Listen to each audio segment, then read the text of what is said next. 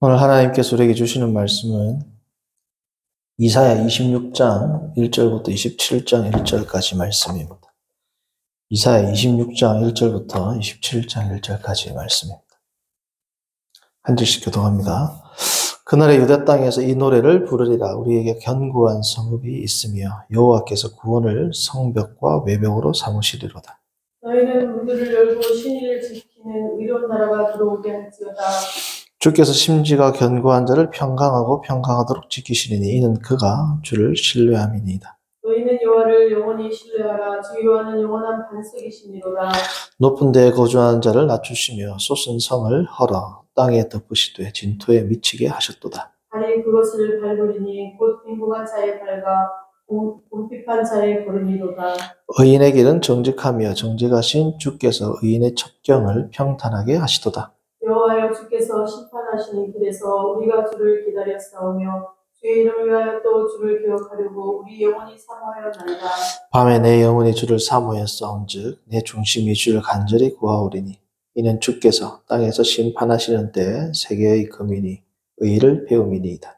악인은 은총을 입을지라도 의를 배우지 아니하며 정직한 땅에서 불의를 행하고 여호와의 위엄을 돌아보지 아니하는도다. 여호와의 주의 손이 높이 들릴지라도 그들이 보지 아니하오나 백성을 위하시는 주의 열성을 보면 부끄러워할 것이라. 주의 불이 주의 대적들을 사르리이다. 여호와여, 주께서 우리를 위하여 평강을 베푸시오리니 주께서 우리의 모든 일도 우리를 위하여 이루시니이다. 여호와여, 우리 하나님이시여 주 외에 다른 주들이 우리를 관한하였사오나 우리는 주만 의지하고 주의 이름을 부르리이다.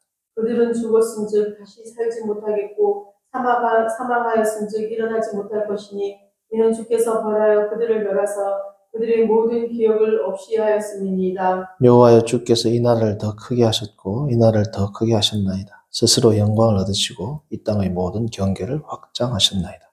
여호와여, 그들이 환난 중에 주를 앙모하여 싸우며 주의 징벌이 그들에게 임할 때에 그들이 간절히 주께 기도하였나이다. 여호와여, 잉태한 여인이 산기가 임박하여 산고를 겪으며 부르짖음같이 우리가 주 앞에서 그와 같으니이다. 우리가 잉태하고 산고를 당하였을지라도 바람을 낳은 것 같아서 땅의 꼴을 베풀지 못하였고 세계의 거민을 출산하지 못하였나이다. 주의 죽은 자들은 살아나고 그들의 시체들은 일어나리이다. 티끌에 누운 자들아, 너희는 깨어 노래하라. 주의 이슬은 빛나니 있으리니 땅이 죽은 자들을 내놓으리로다. 내 백성아, 갈지어다. 내 밀실에 들어가서 내 문을 닫고 분노가 지나가기까지 잠깐 숨을지어다. 보라, 여호와께서 그의 처소에서 나오사 땅의 거민의 죄악을 벌하실 것이라. 땅이 그 위에 잦았던 피를 드러내고 그 살해당한 자를 다시는 덮지 아니하리라.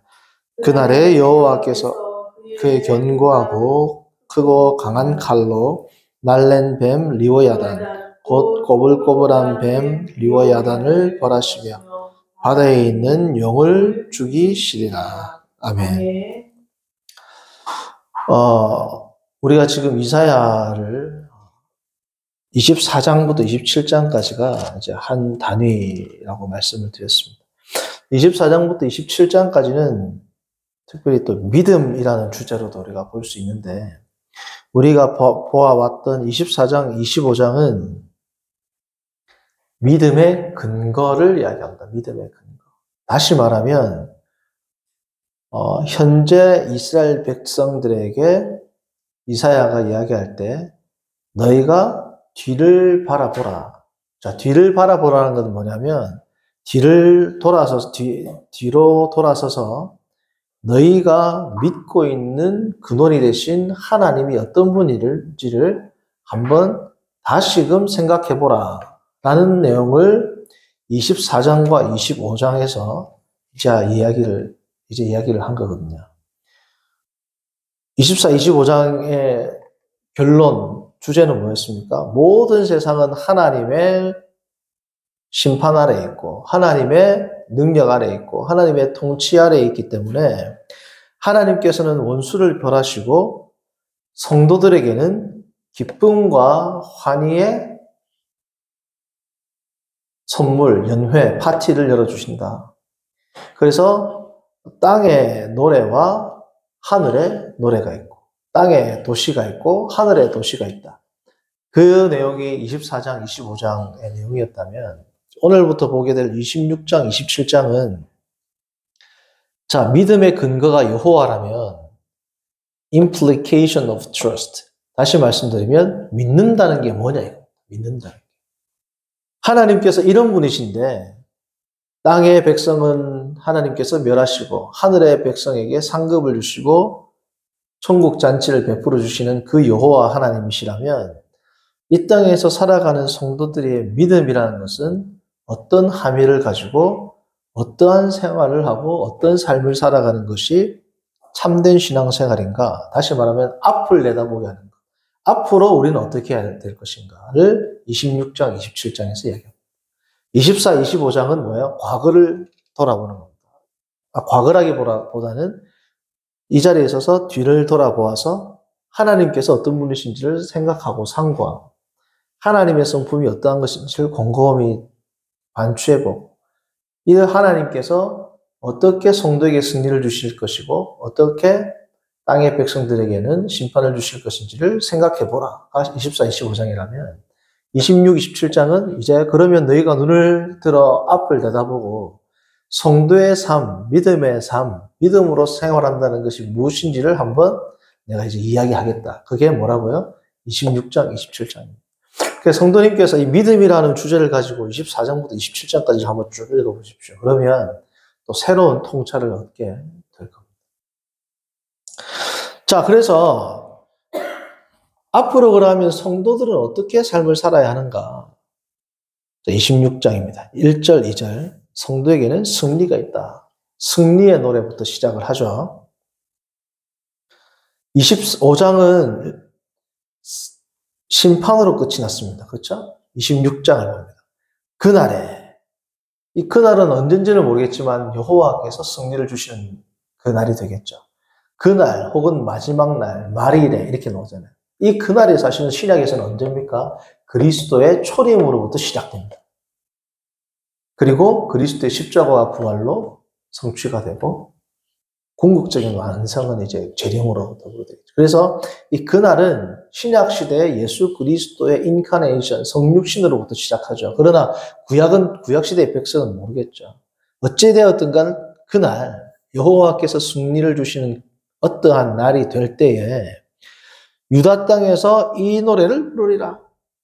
24, 25장 계속해서 뭐예요? 땅의 백성의 노래와 하늘의 백성의 노래가 있다고 그랬죠. 자, 하늘 백성인 유다 백성들, 하나님의 백성들은 어떤 노래를 부르느냐?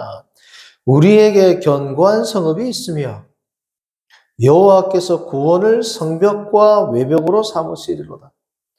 너희는 문을 열고 신의를 지키는 의로운 나라가 들어오게 할지어다. 성문을 쫙 활짝 열고, 그렇죠? 개선장, 그래서 문들아 머리 들어라 이런 시편이 있고 이걸 비롯한 찬양이 있지 않습니까? 문들아 머리를 들으라는 건 뭐냐면 대문을 활짝 뭐라고요? 올려라는 거. 머리를 든다는 건 문을 쫙 열어가지고 뭐예요? 환영식, 개선식을 해라는 거예요. 1절과 2절은 이제 성도들의 궁극적 승리를 이제 노래하는 장이 되죠.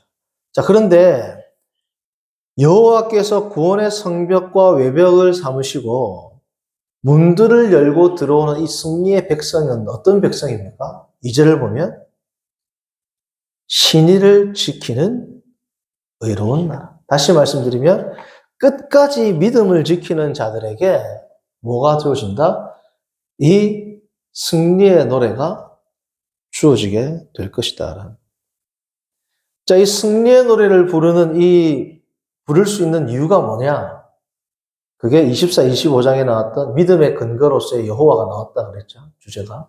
3, 4절은 한 번 더 반복합니다. 자, 승리의 노래를 부를 수 있는 이유가 왕이나 통치자나 강한 자나 지배자가 아니라 믿음을 끝까지 지키는 자가 승리하게 된 이유는 누구 때문이다?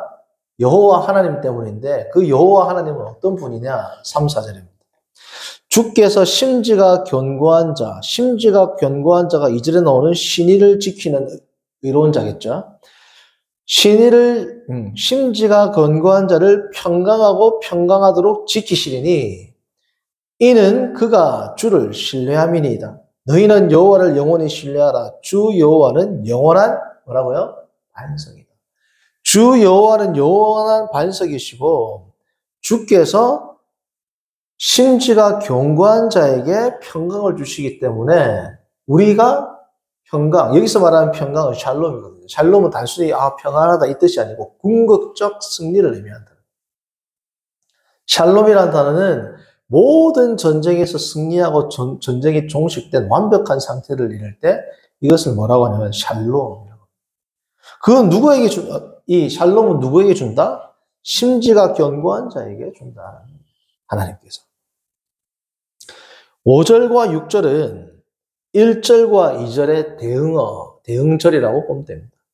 1절과 2절과는 반대되는 사람들이에요. 자, 5절, 6절. 높은 데에 거주하는 자를 낮추시고 솟은 성을 헐어 땅에 엎으시고 진토에 미치게 하셨도다. 발이 그것을 밟으리니, 자, 이 6절은 2절을 대응하는 절입니다.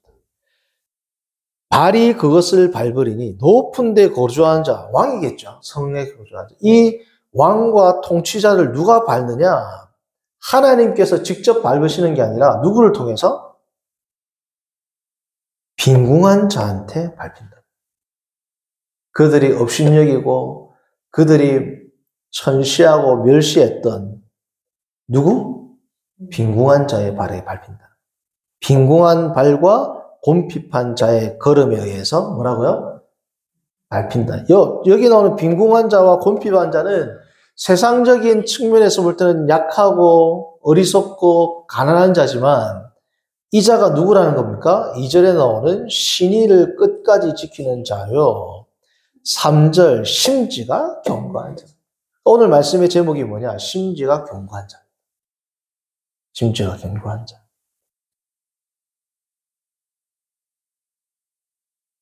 이 심지가 견고한 자들을 통해서 하나님께서 이 세상을 다스리고 통치한다. 자, 심지가 견고한 자가 누굽니까? 결국 성도들이잖아요. 이 성도들은 세상적으로 볼 때는 내세울 것이 없지만 지금도 그리스도와 함께 이 땅에서 통치하고 있는 존재가 누구예요? 심지가 견고한 참된 성도들을 통해서 하나님께서 지금 이 땅을 다스리고 계시단 말이죠. 자, 이 심지가 견고한 자들은 어떤 특징을 가지냐? 7절입니다.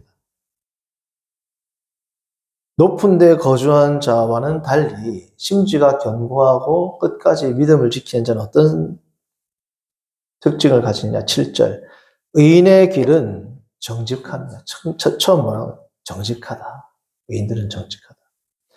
정직하신 주께서 의인의 첩경을 뭐라고요? 평탄하게 하시도다.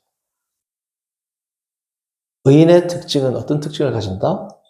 정직하다라는 겁니다. 자, 여기서 정직하다는 건 뭐냐면 우리가 생각하는 윤리적 정직도 포함하지만 뭐예요?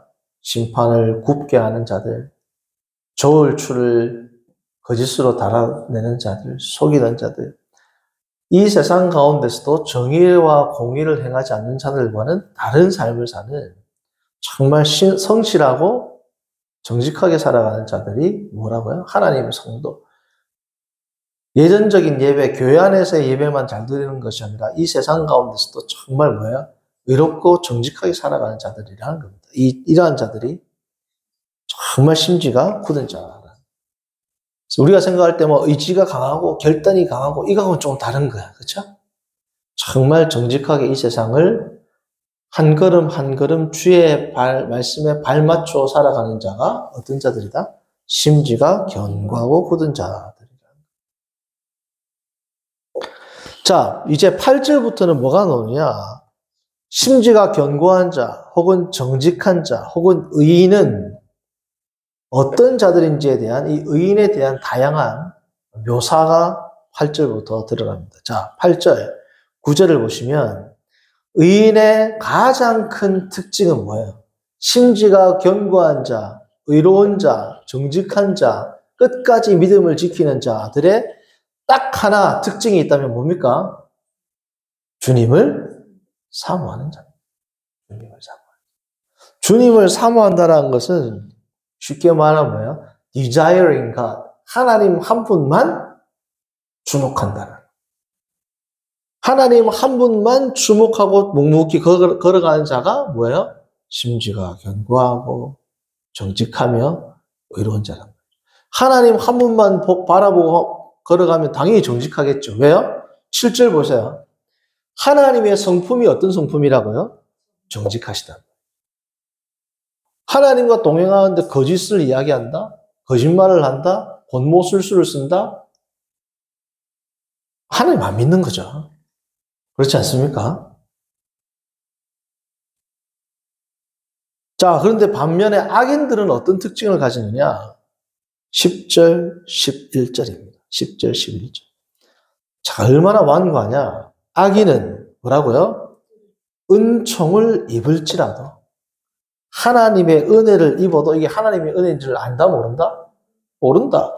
은총을 입을지라도 의를 배우지 아니하며 의인은 고난 가운데에서도 의를 배우는데 악인은 은총을 입어도 의를 안 배운다. 정직한 자의 땅에서 불의를 행하고 여호와의 위엄을 돌아보지 않고 11절 여호와여 주의 손이 높이 들릴지라도 하나님 이제 높이 들리면 곧 뭐예요? 손이 떨어지겠죠. 하나님의 심판이 곧 떨어질지라도 돌아보지 아니한다. 다시 말하면 회개하지 않는다. 백성을 위하시는 주의 열성을 보면 자, 그 결과가 어떻게 되냐? 끝까지 회개하지 않으니까 11절 하반절 백성을 위하시는 주의 열성을 보면 부끄러워할 것이라 불이 주의 대적들을 어떻게 한다? 결국은 살을 것이다. 멸절시킬 것이다. 자, 8절 9절은 의인의 특징. 의인의 특징은 뭐예요? 주님을 사모한다. 악인의 특징은 어떤 일이 있어도 주님을 보지 않는다. 의인은 주님만 본다. 악인은 뭐예요? 어떻게 하나님을 주목하도록 모든 수단을 강구해도 그들은 하나님을 끝까지 본다, 안 본다? 안 본다. 자, 그렇게 볼 수도 있고, 또 어떤 관점으로 보느냐? 의인은 하나님 한 분만 보겠죠? 자, 7절 보시면, 하나님이 정직하니까, 여호와가 정직하니까, 의인들이 어떻습니까? 정직하죠. 하나님 한 분만 바라보는 자들은 하나님께서 보시는 방법대로 세상을 보겠죠. 하나님께서 하시고자 하는 그러한 것들을 의인들은 행하려고 하겠죠. 하나님이 행하시고자 하는 게 뭡니까? 의를 세우고 공의를 세우고 이 세상 가운데 주님을 인정하게 하고 공의와 정의가 바로 세워지는 나라를 하나님께서는 이루고 계신단 말이죠. 자, 하나님께서는 그 일을 행하시는데 의인도 그것을 행하기를 원할까요? 원하지 않을까요? 원하겠죠. 의인도 그러한 일을 하기를 사모하겠죠.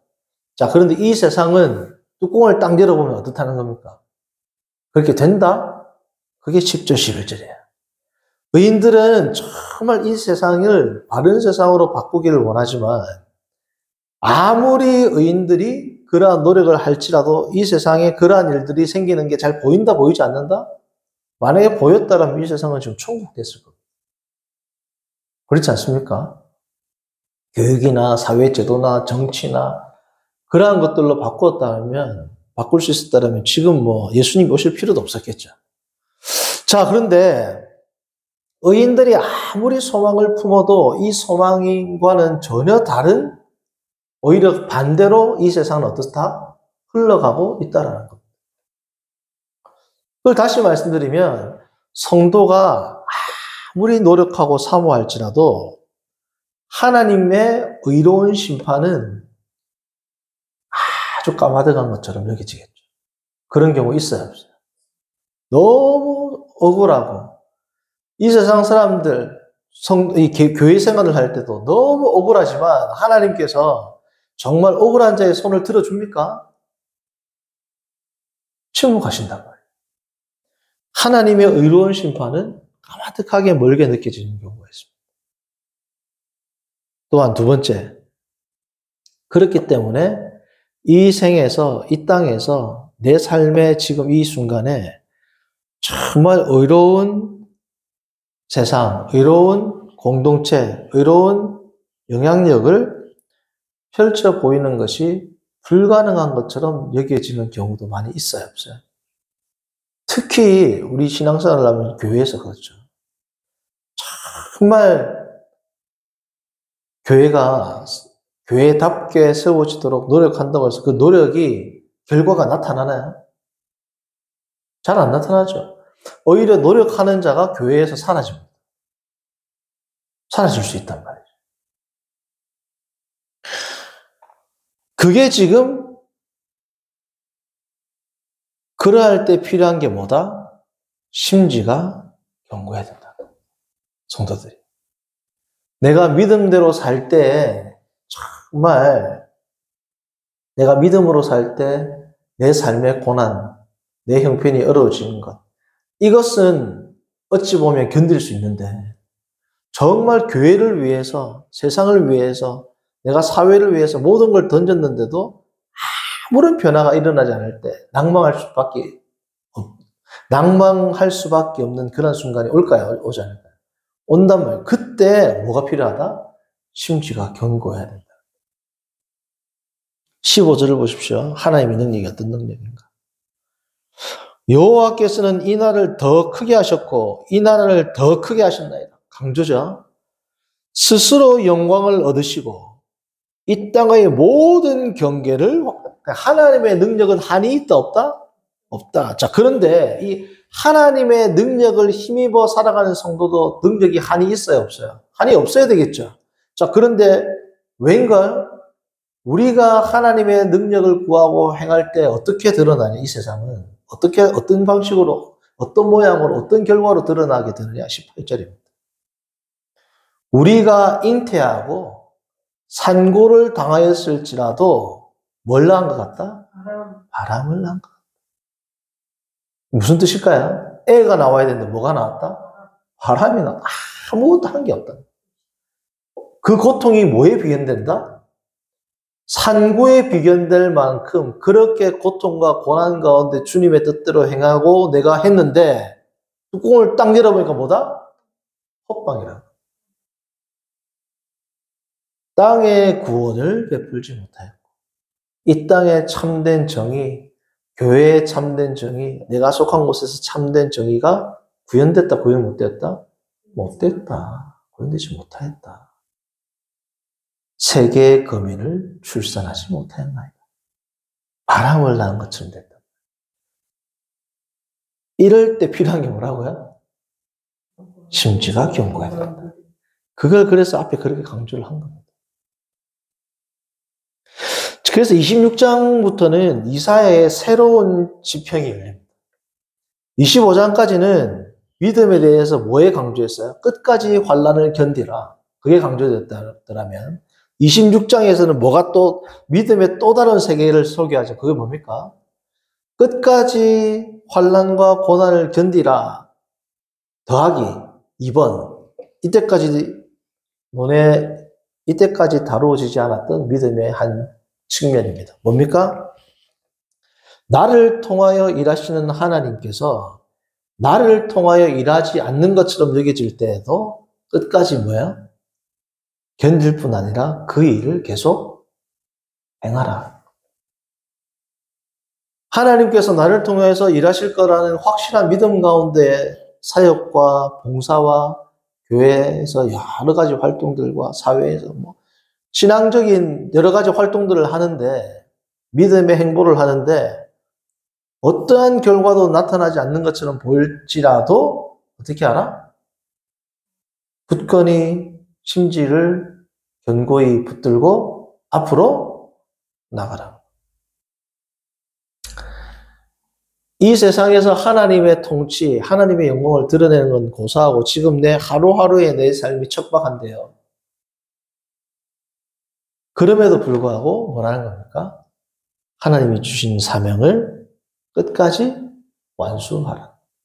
심지어 산고를 당해가지고 나왔는데 아기가 나온 게 아니라 뭐가 나왔다? 바람이 나왔다 할지라도 너희는 끝까지 낭망하지 말라. 그것이 우리 주님의 명령이고 말씀이라는 거죠. 기도가 응답되지 않는 것 같아도 똑같은 기도를 10년 반복해도 이루어지지 않는 것 같아도 그 기도를 계속 뭐라고요? 하라는 겁니다. 하나님 나라를 위한 거예요. 뭐 자녀가 잘 되겠어 이런 거 말고 정말 주님을 위한 교회를 위한 기도가 이루어지지 않는 것 같아도 끝까지 뭐라고요? 포기하지 말아라.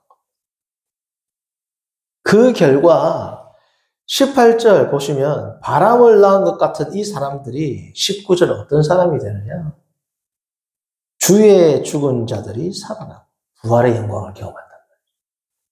그들의 시체들은 일어나. 이 그들의 시체, 이 시체가 뭐라고요? 19절 나오는 주의 죽은 자들입니다. 주의 죽은 자. 여기서 이 소유격은 뭐냐면 소유의 소유격이에요. 주님께 속한 자들이 죽었을 때에 주의 죽은 자들은 뭐라고요? 주님께 속하여 죽은 사람들. 다시 말하면 의인들을 얘기하죠. 뭘 경험한다? 살아난다. 티끌에 누운 자들아 너희는 뭐라고요? 깨어 노래하라. 주의 이슬은 빛난 이슬이니 땅이 죽은 자들을 내놓으리로다.